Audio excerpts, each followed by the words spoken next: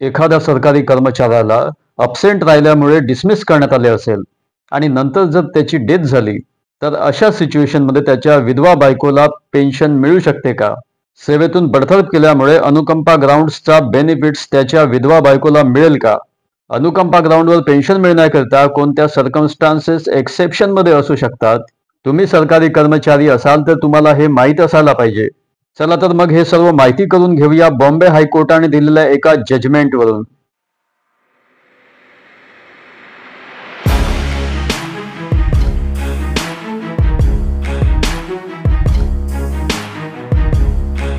नमस्कार, मी advocate Rakesh Sontakke, justice for all मध्ये तुम्हा सर्वांचं स्वागत आहे.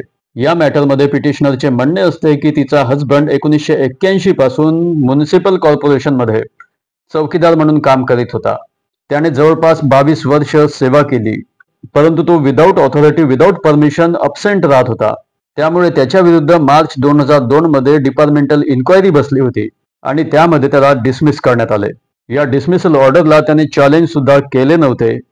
त्यानंतर 5 एप्रिल 2012 मध्ये त्याची डेथ झाली. त्यामुळे पिटिशनर सरोज डांबरे आणि त्यांच्या फॅमिली मेंबर्सला मेंटली आणि इकॉनॉमिकली अतिशय त्रास झाला, कारण तोच एक व्यक्ती कमवून आणणारा असतो. मगन डांबरेच्या मृत्यूनंतर त्याची वाईफ सरोज डांबरेकडे कोणताही इन्कम सोर्स नसतो. त्यानंतर पिटिशनर सरोज डांबरे आपल्या हजबंडच्या सर्व्हिस रेकॉर्डची कॉपी मिळण्याकरिता अप्लाय करतात. त्यांना ती कॉपी 28 सप्टेंबर 2012 मध्ये मिळते. त्यानंतर ती अनुकंपा पेन्शन मिळण्याकरिता 16 नोव्हेंबर 2012 ला अप्लाय करते. त्यांना लेटरद्वारे कळविण्यात येते, त्यांना 21 नोव्हेंबरलाच लेटरद्वारे कळविण्यात येते की महाराष्ट्र सिव्हिल सर्व्हिसेस पेन्शन रूल्सच्या रूल 45 प्रमाणे तिच्या हजबंडला सर्व्हिसमधून डिसमिस करण्यात आले होते आणि त्यामुळे त्या पेन्शनकरिता लायबल नाहीत.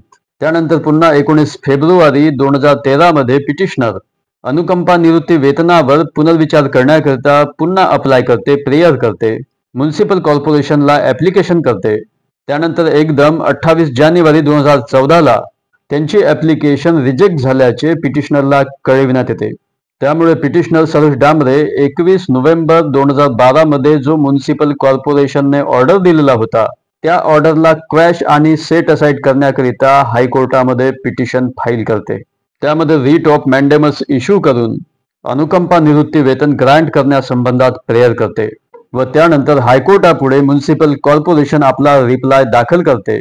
आता यामध्ये म्युनिसिपल कॉर्पोरेशनचे म्हणणे असते की महाराष्ट्र सिव्हिल सर्व्हिसेस पेन्शन रूल्सच्या रूल 45 प्रमाणे पिटिशनर सरोज डांबरेच्या हजबंडला सर्व्हिसमधून डिसमिस करण्यात आले होते. त्यामुळे तो पेन्शनरी बेनिफिट्स करिता लायबल नव्हता. त्यामुळे पिटिशनर सरोज डांबरे सुद्धा कंपॅशनेट पेन्शन करिता एंटायटल नाहीत. आणि त्यानंतर म्युनिसिपल कॉर्पोरेशनने ही रीट पिटिशन डिसमिस करण्यासाठी प्रेयर केली हायकोर्टापुढे. दोन्ही पार्टींचे सबमिशन झाल्यानंतर बॉम्बे हायकोर्टाने Mahendra Dutt Sharma versus union of India या जजमेंटचा रेफरन्स देत म्हटले की या जजमेंटमध्ये सुप्रीम कोर्टाने ठरवले होते की पनिशमेंटचा ऑर्डर हा अनुकंपा पेन्शन ग्रँट करण्यासंबंधात अपात्रतेचा क्लॉज म्हणून ऑपरेट करण्यात येईल. महाराष्ट्र सिव्हिल सर्व्हिसेस पेन्शन रूल्सच्या रूल 101 हा अनुकंपा पेन्शन करिता दिलेला आहे. सदर केसमध्ये पिटिशनरच्या हजबंडला सर्व्हिसमधून डिसमिस करण्यात आले होते, जे आता जिवंत नाहीत. त्यांना कोणत्याही अप्रामाणिक कृतीसाठी, गैरवापरासाठी किंवा नैतिक अधपतनाच्या कृतीसाठी सर्व्हिसमधून डिसमिस करण्यात आले नव्हते. महाराष्ट्र सिव्हिल सर्व्हिसेस पेन्शन रूल्सच्या रूल 101 प्रमाणे शासनाकडून पात्र प्रकरणामध्ये अनुकंपा पेन्शन दिले जाते.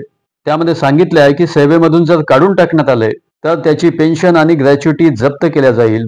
परंतु जर प्रकरण विशेष विचारात घेण्यास पात्र असेल तर सरकार पेन्शन किंवा ग्रॅच्युटीच्या 2/3 पेक्षा जास्त नसलेली अनुकंपा पेन्शन मंजूर करू शकते. याच रूलच्या नियम 2 मध्ये म्हटले आहे की उपनियम 1 च्या तरतुदीनुसार मंजूर केलेली अनुकंपा पेन्शन सरकारने निश्चित केलेल्या किमान पेन्शनपेक्षा कमी नसावी.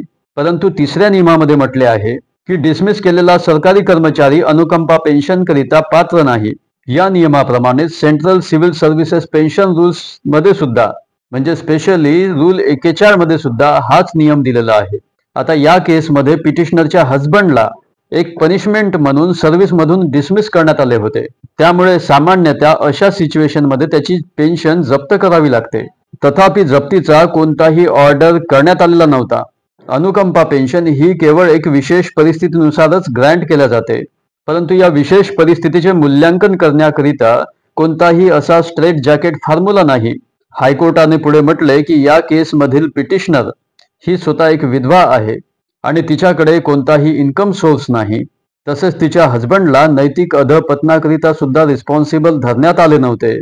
केवळ तो अनधिकृतपणे अब्सेंट राहिल्यामुळे त्याला सर्व्हिसमधून डिसमिस करण्यात आले होते.